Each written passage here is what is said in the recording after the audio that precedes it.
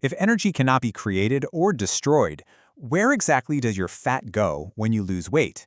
Seriously, think about that for a second. It doesn't just vanish into thin air, right? It has to go somewhere.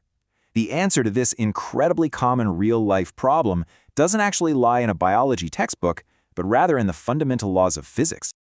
By the end of this lecture, you're going to completely master the concept of internal energy, the exact formula behind the first law of thermodynamics, and how to apply this physics directly to the reality of human metabolism. Let's get right into it. All right, we're starting with a core concept called internal energy, which we represent with the letter U. Zoom all the way down to the atomic level, and internal energy is basically the total sum of all the kinetic and potential energies of a system's atoms and molecules. Now, obviously, we can't track every single atom, so we deal with macroscopic averages. But actually, the best way to understand a system's internal energy is to picture a bank account. Your atoms and molecules hold a very specific balance of stored energy at any given moment. So how do we change that energy bank balance? Well, you either make deposits or withdrawals. In thermodynamics, there are basically two everyday methods to move energy in or out of a system. Heat, which we call Q, and work, which we call W. Heat is kind of messy. It's a less organized process driven purely by temperature differences, like, a hot cup of coffee cooling down on your desk. Work, on the other hand, is highly organized. It involves a macroscopic force exerted through a physical distance. Think of a heavy piston expanding or you physically lifting a heavy box. Both heat and work are just energy in transit. Neither of them is stored. They're literally just the transactions that change your overall internal energy balance. Okay, now that we've got our energy bank account and our transaction methods down, let's actually look at the formula. Finding the change in your internal energy is just a simple three-step process. First, you identify the net heat transfer, Q. Second, you identify the net work done, W.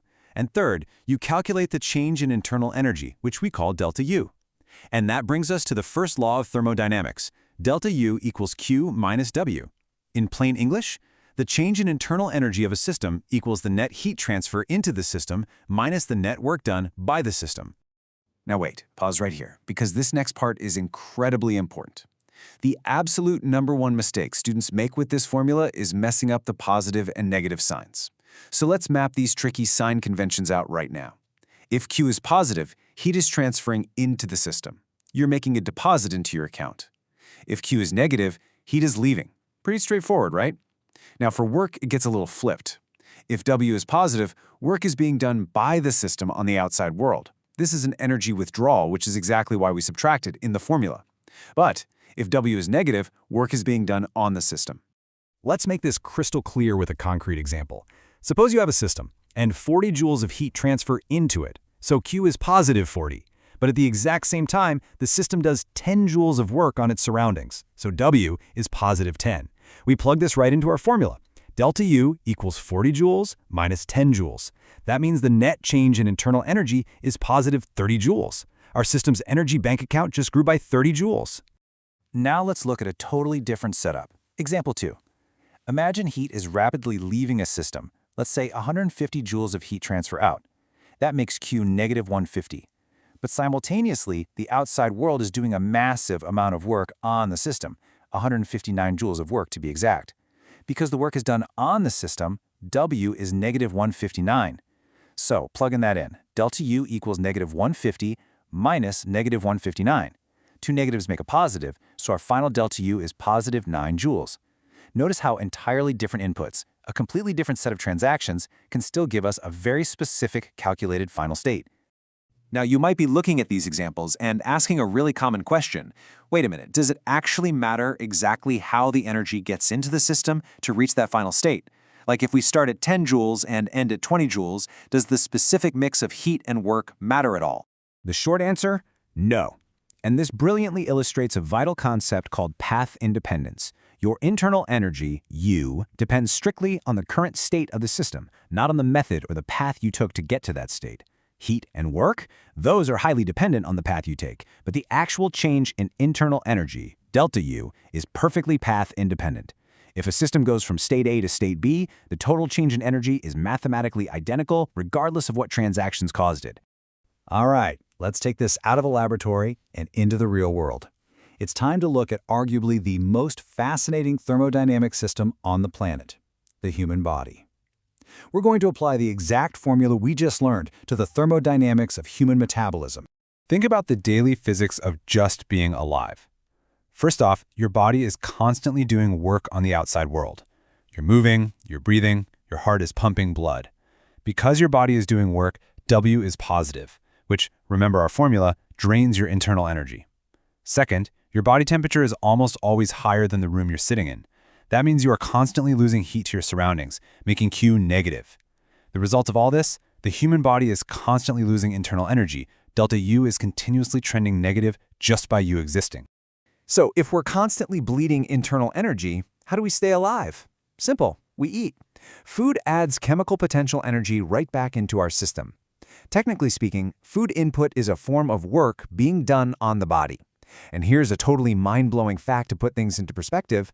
When you look at a nutrition label, that dietary calorie with a capital C, it's actually equal to 1,000 chemistry calories. Just one single food calorie contains enough raw energy to raise the temperature of an entire kilogram of water by a full degree Celsius. And this brings us all the way back to the very first question we asked. What exactly is fat? Fat is quite literally your body's energy savings account.